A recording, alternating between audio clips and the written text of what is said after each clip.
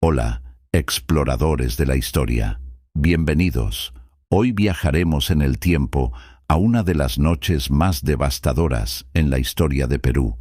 Una noche que cambió para siempre el rostro de su capital.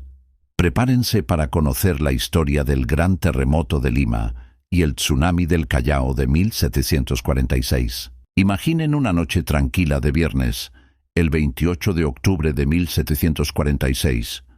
La ciudad de Lima, la opulenta capital del Virreinato del Perú, duerme bajo un cielo estrellado. Sus habitantes, una mezcla vibrante de españoles, criollos, mestizos, indígenas y africanos, descansan en sus casas de adobe y quincha. La vida transcurre con la normalidad de una de las ciudades más importantes del Imperio Español. Pero a las 10:30 de la noche, la tierra despertó con una furia inimaginable. Un estruendo aterrador rompió el silencio. No fue un temblor cualquiera. Fue un cataclismo. El suelo se sacudió con una violencia tan extrema que, según los cronistas de la época, era imposible mantenerse en pie. Durante unos 3 o 4 minutos, que debieron parecer una eternidad, la tierra no dejó de moverse. Las torres de las iglesias, orgullosos símbolos del poder y la fe, se derrumbaron como si fueran de arena.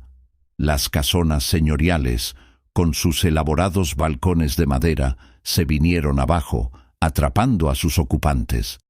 El polvo lo cubrió todo, y los gritos de pánico y dolor se mezclaron con el crujido de las estructuras al colapsar. En cuestión de minutos, la ciudad de los Reyes, con su arquitectura barroca y su planificada estructura de damero, quedó reducida a un campo de ruinas. De las aproximadamente 3.000 casas que conformaban la ciudad, apenas unas 25 quedaron en pie. La destrucción fue casi total. Iglesias majestuosas como la Catedral, San Francisco o Santo Domingo sufrieron daños irreparables.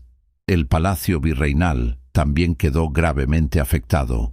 La ciudad, que había sido el orgullo del Pacífico Sur, simplemente había desaparecido bajo un manto de escombros. La tragedia humana fue inmensa.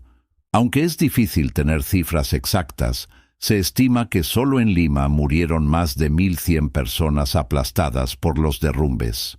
Imaginen el caos y la desesperación de los sobrevivientes, buscando a sus seres queridos entre los restos de lo que horas antes eran sus hogares, todo ello en medio de una oscuridad casi total, solo rota por los incendios que empezaban a declararse.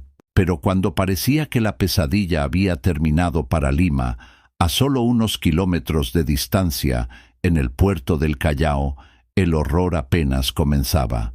Media hora después del terremoto, mientras los habitantes del puerto intentaban recuperarse del susto, el mar empezó a retroceder de una forma antinatural, dejando al descubierto el lecho marino. Algunos, curiosos, se acercaron a ver el extraño fenómeno. No sabían que estaban presenciando el preludio de su fin. De repente, una ola gigantesca, un monstruoso tsunami, se levantó en el horizonte y avanzó a una velocidad terrorífica hacia la costa. La muralla que protegía el puerto fue inútil. La ola la superó y arrasó con todo a su paso. Barcos anclados en la bahía fueron lanzados tierra adentro. Algunos incluso llegaron hasta donde hoy se encuentra el aeropuerto. El Callao fue literalmente borrado del mapa. De sus casi 5.000 habitantes, apenas sobrevivieron unos 200. La destrucción fue tan completa que el mar cubrió las ruinas, redibujando la línea de la costa para siempre. Fue una aniquilación. Al amanecer del día siguiente, la magnitud del desastre se reveló en toda su crudeza. Lima era un montón de escombros y Callao simplemente no existía. El virrey de la época, José Antonio Manso de Velasco, tuvo que enfrentarse a una tarea titánica, la reconstrucción de la capital. Este desastre no solo fue una catástrofe natural, sino que también tuvo profundas consecuencias sociales, económicas y hasta religiosas. Muchos vieron el terremoto como un castigo divino por los pecados de la ciudad. Las procesiones y actos de penitencia se multiplicaron. La fe se aferró a la única imagen que, milagrosamente, quedó en pie en su capilla, el Señor de los Milagros.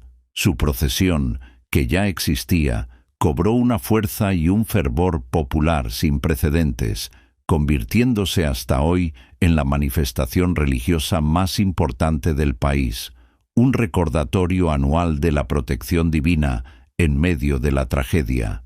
Desde un punto de vista urbanístico, el virrey Manso de Velasco, quien por su labor se ganaría el título de Conde de Superunda, que significa sobre las olas, lideró una reconstrucción que cambiaría la fisonomía de Lima.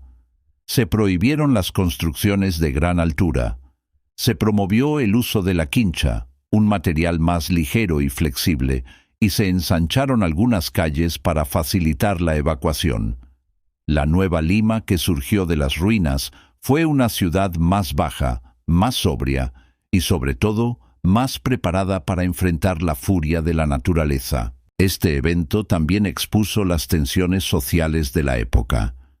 Mientras la élite española y criolla debatía sobre cómo reconstruir sus palacios e iglesias, la gran mayoría de la población luchaba por la supervivencia básica.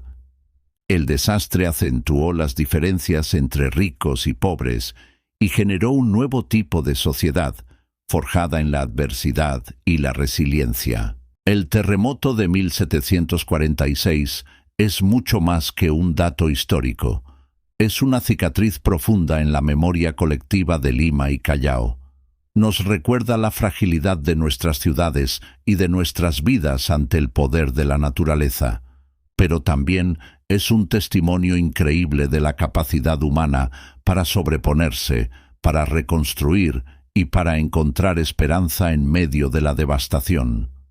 La Lima que conocemos hoy, con su encanto colonial y su vibrante modernidad, lleva en sus cimientos las lecciones aprendidas en aquella terrible noche de octubre. Y así, la historia del gran terremoto nos enseña sobre geología, arquitectura y, sobre todo, sobre el espíritu indomable de un pueblo que se negó a desaparecer. Espero que hayan encontrado esta historia tan fascinante y conmovedora como yo. Si les gustó este viaje al pasado, no olviden darle a me gusta, compartirlo y, por supuesto, suscribirse al canal.